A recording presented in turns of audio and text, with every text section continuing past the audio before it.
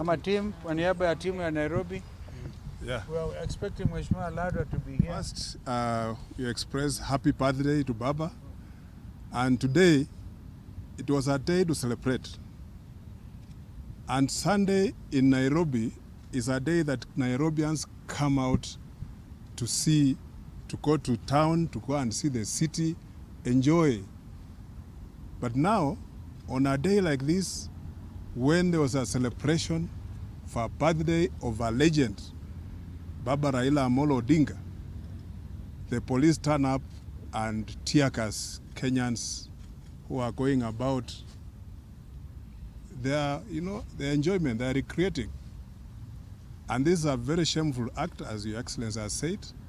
And as we want to condemn it in the strongest time possible, people in Nairobi, they need free air, they need to celebrate, they need to go about their activities. What the government is scared about is that there's tension all over. Schools are opening tomorrow. There's no money. Parents, I don't know how they are going to take the children to school. The financial year is halfway where they have not released a single cent to CDF.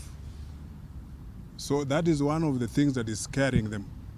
And they think that us gathering here is going to start a demonstration or a revolution. But let them just wait, we are going to start it. They have started it, we shall start it. We shall continue with it. Thank you. Well done. Thank you.